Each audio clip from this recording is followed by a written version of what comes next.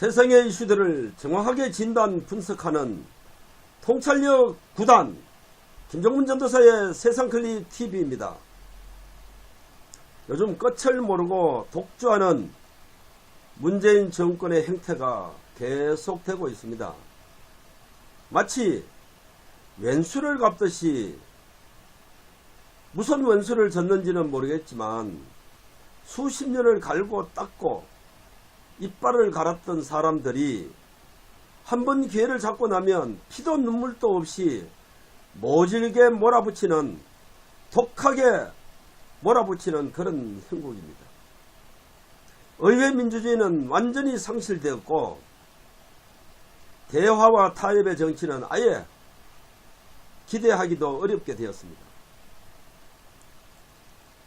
청문회에서 비리가 많은 정치인들이 나왔고요.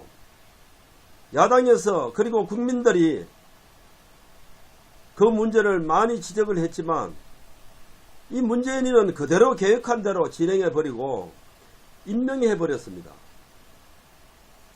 청문 보고서가 채택되지 않은 사람이 벌써 임기 중반이지 않습니까? 그런데 벌써 13명을 넘었었고 역대 정권 최대 기록입니다.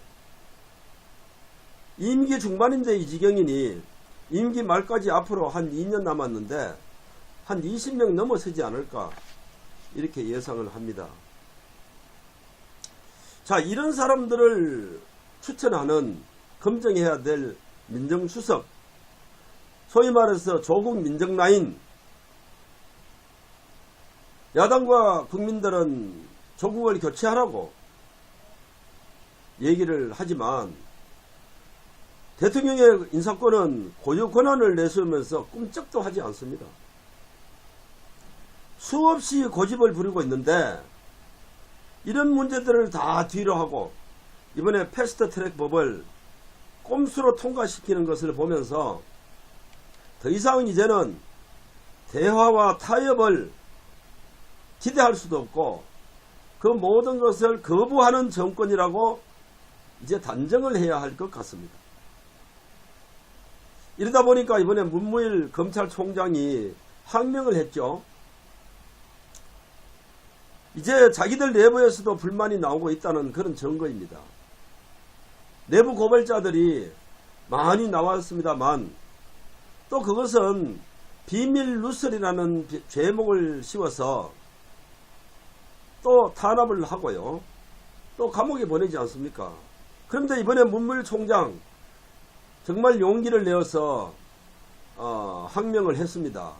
물론 그동안 적폐청산이라는 이름으로 문무일 총장이 전두지휘했던 거 생각하면 왜 이랬을까 하는 의심도 들긴 하는데 그래도 지금 이 시점에 그동안 있었던 여러 가지를 반성하고 뭐 반성했는지 아닌지는 모르겠습니다만 그런 문제들을 지적하고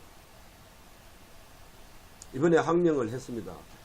저는 개인적으로 상당히 환영하는 바입니다. 그런데 이런 문제들 정치권에서 일어나는 거 다 좋다 이게요. 뭐 자기들 진영 논리에 빠져서 또 자기들 밥그릇 싸움하고 또 다음 총선에서 대통령 내고 참 그 국회의원 되고 또 다음 대선에서 대통령 내야 되는 것이 정치인들의 그리고 정당의 운명이라면 이해는 합니다. 그런데 국민은 무슨 죄가 있는 겁니까? 이렇게 하다 보면 국민이 피곤하고 힘들어지잖아요. 그런데 이 정치인들은 국민의 대변자라고 얘기를 하면서 치외 법권까지 받아가면서 목소리를 내고 이렇게 하고 있습니다. 정말 한심스러운 일입니다. 자, 우리나라 입장이 지금 이런 상황인데 지금 외국의 경우를 한번 볼까요? 지금 어저께 저는 잠을 못 잤습니다. 베네수엘라가 그동안 좌파 정권이 있었습니다. 사회주의 정권이었는데요. 이번에 그 민중반란이 일어나서 쿠데타가 일어났죠. 그래서 이번에 정권이 뒤집어져 버렸습니다.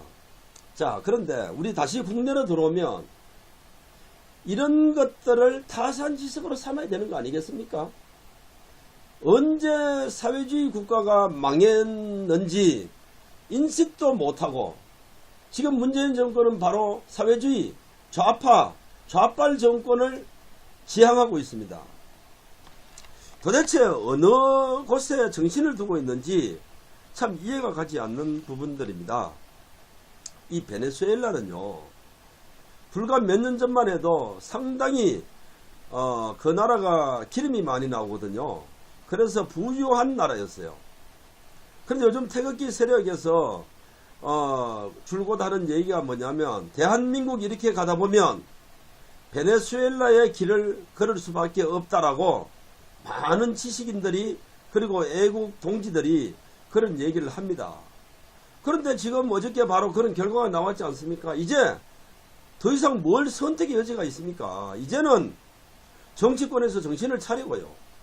그 다음에 이 문제를 가지고 문재인 정권, 정말로 제대로 된 대한민국의 대통령이라면 정신 좀 차려야 되는 거 아닙니까? 참 한심스러운 일이라서 안타깝습니다. 자, 그런데 걔들은 걔들을 하고, 자, 우리 보수는 무엇입니까? 이런 시급하고 다급한 상황에 있는 우리 보수 진영에서 하고 있는 일들을 보면 또한 안타깝기는 거의 보찜개찐입니다. 자, 이런 상황에서 국민들은 걱정을 하고 염려를 하고 나라를 걱정하고 있는데, 지금 정치권에서는 우리 보수 진영에서도 냉정하게 생각해서 진영 논리에 빠져 있고 밥그릇 챙기기에 여념이 없는 것은 정치권과 도대체 뭐가 다를 수 있냐 이 말입니다. 자, 이런 부분을 저는 솔로몬의 지혜에서 지혜를 얻습니다. 친부와 계모가 자식을 하나 놓고 재판을 벌이지 않습니까? 이 자식이 누구 자식이냐? 내 자식이냐? 네 자식이냐? 솔로몬의 지혜가 여기서 나오죠. 친모는 서로 당길 때 손을 놔버리지 않습니까? 자기의 기득권을 버리는 겁니다. 왜 그랬겠습니까? 사랑하는 자식을 살려야 되기 때문에 자기를 내려놓는 거예요. 자, 우리 지금 보수 진영 좌우 대립을 두고 양보하라는 것이 아닙니다. 보수 진영 내에서 자기의 기득권을 버리고 대한민국의 미래를 위해서, 망해가는 대한민국을 위해서 베네수엘라와 같이 될 수밖에 없다는 그런 현실적인 문제를 두고 솔로몬의 지혜를 발휘해야 합니다. 결론적으로 말씀드려서 기득권을 버려야 된다는 것이죠. 그런데 지금 그렇게 하지 못하고 진영 간의 갈등이 눈에 보이고 있는 것이 참으로 안타깝습니다. 물론 다 명분은 애국을 한다고 합니다. 맞는 얘기예요. 저도 그렇게 생각합니다.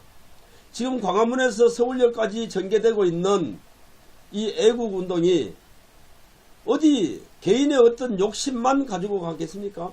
나라를 살리겠다는 것에서부터 출발이 되었는데, 이것이 한 3년 지나다 보니까요, 이제는 자기의 진영 논리에 빠져서 기득권을 지키려고 하는 세력들이 하나 둘 나오게 되어 있습니다. 이것은 어쩌면 사람이 있는 그 집단이라면 당연히 올 수 있는 일이라고 볼 수 있어요. 저는 그것까지 탓하고 싶지 않습니다.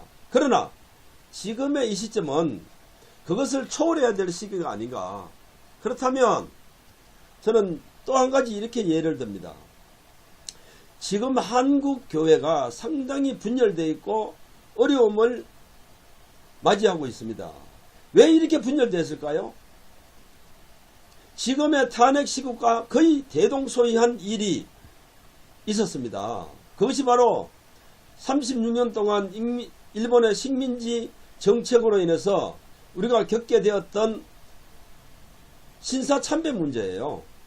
자, 그동안 우리 목회자들이 신사참배를 일본의 탄압에 못 이겨서 했던 사람이 있고, 또 하지 않고 감옥 가서 또는 순교했던 사람들이 많습니다.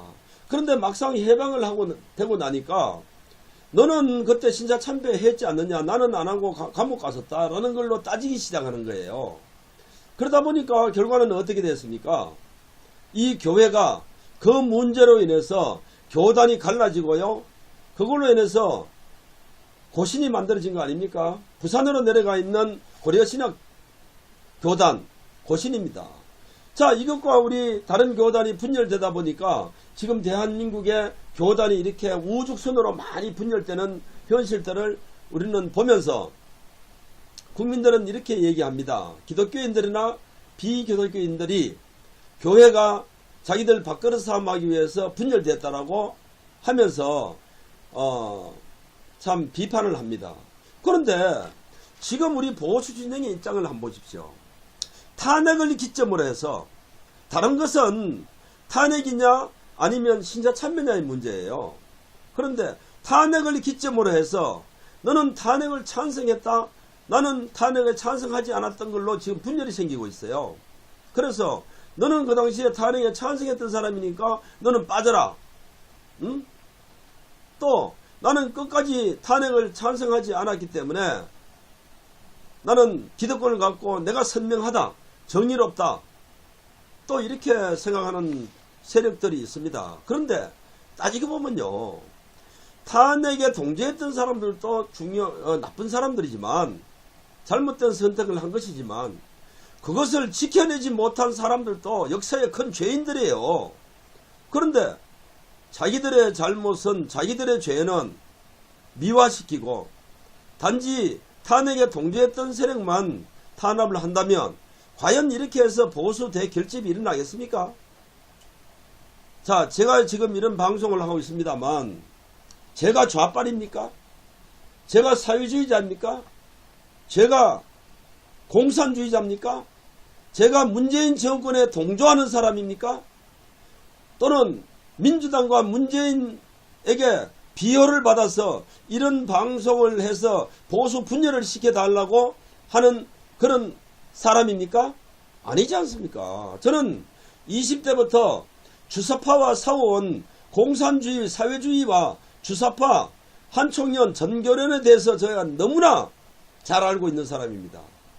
자, 그런데 제가 이런 말을 하고 나면요, 자기의 뜻과 맞지 않는 사람들은 저거 좌빨이다, 또는 사주를 받았다, 이렇게 하면서 핍박을 합니다. 이제 우리 그것 좀 하지 맙시다.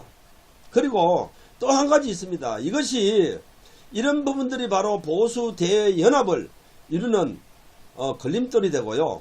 그 다음에 또 한 가지가 뭐냐면, 나는 3년 전부터 아스팔트에 나와서 태극기를 흔들면서 애국 운동을 했는데, 지금 이제 그동안 우리 애국 세력들이 아스팔트에서 고생을 하고 외치고 하다 보니까 그걸 이제 진정성을 느끼고 그동안 참여하지 않았던 국민들이 다시 나오기 시작하고 있어요.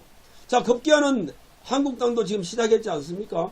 그런데 이것을 두고 너는 그동안 뭐 했냐? 나는 3년 동안 피땀 흘리면서 아스팔트를 지켰다, 이런 얘기를 하면서 확장성을 못하게 하고 있습니다.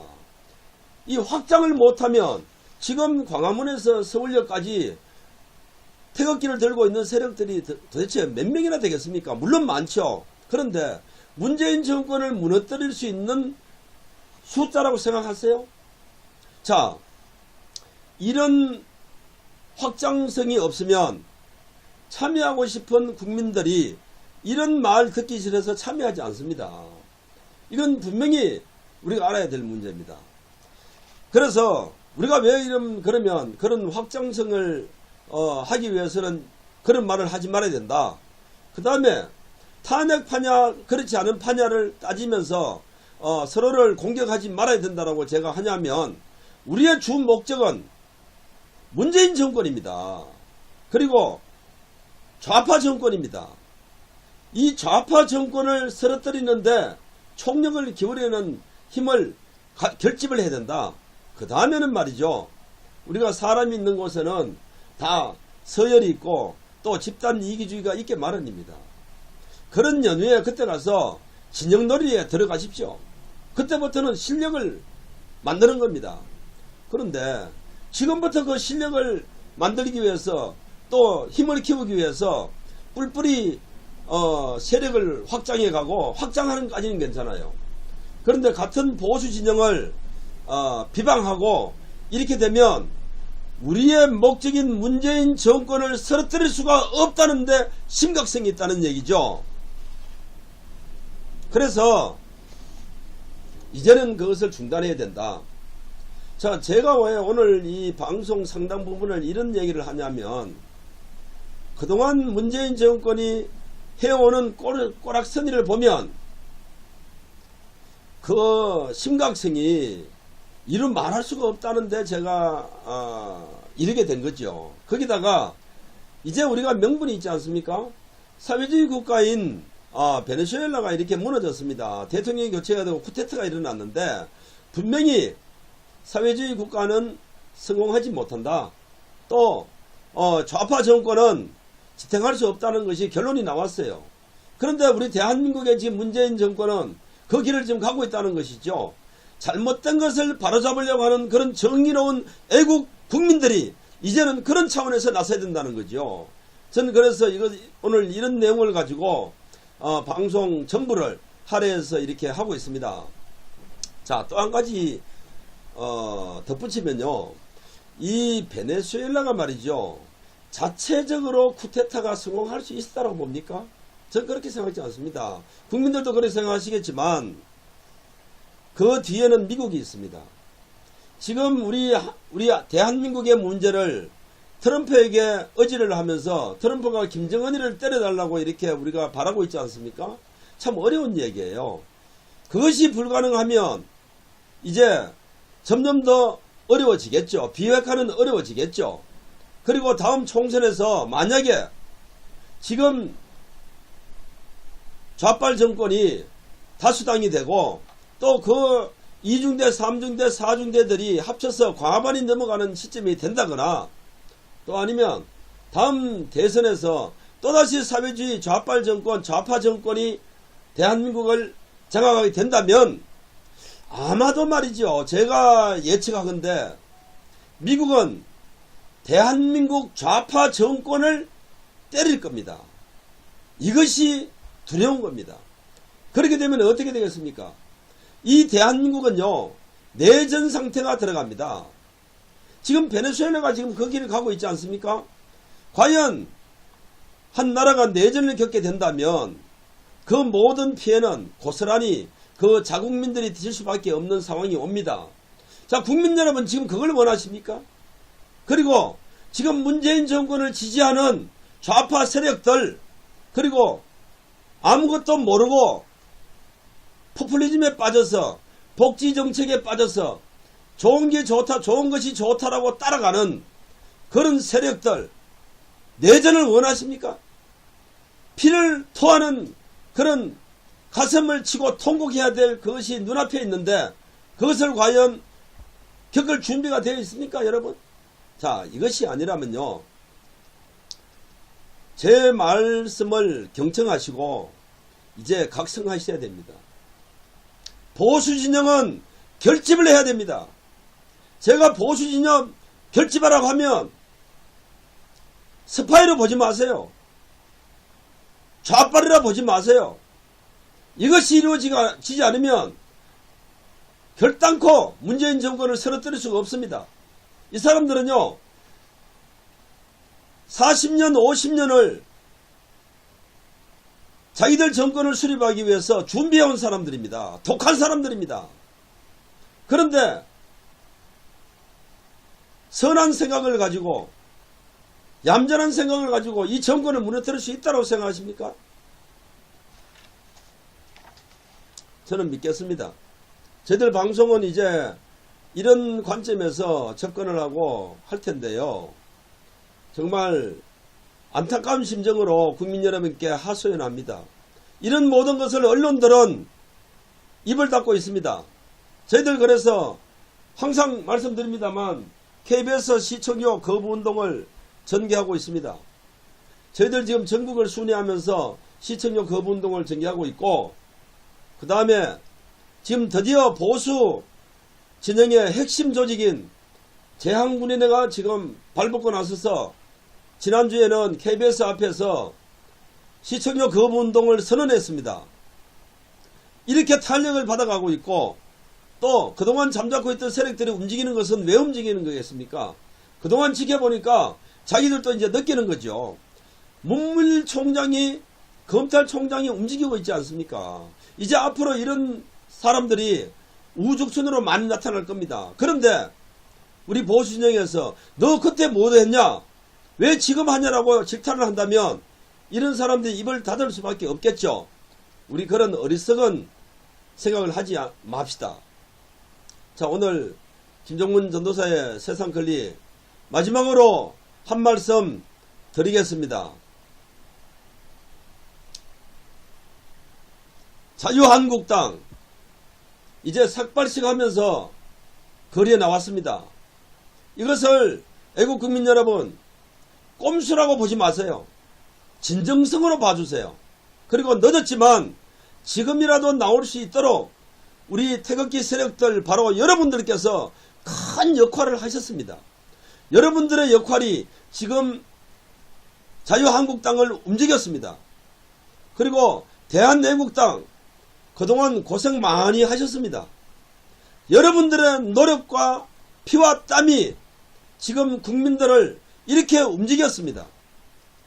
이제는 광화문에서부터 서울역까지 그리고 전국에 있는 애국 세력들을 다 결집해서 문재인 정권을 쓰러뜨리는데 한 가지 목적을 두고 나가야 합니다.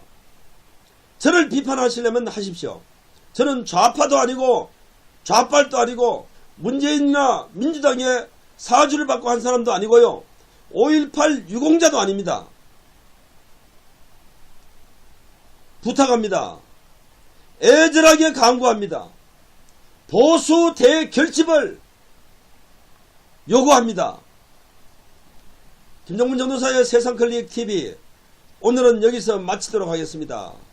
기왕이면 구독과 좋아요를 필히 눌러주셔서 저희들 이 방송하는데 큰 힘이 될 수 있도록 같이 참여해 주시고 협조해 주시기 바랍니다. 대단히 감사합니다.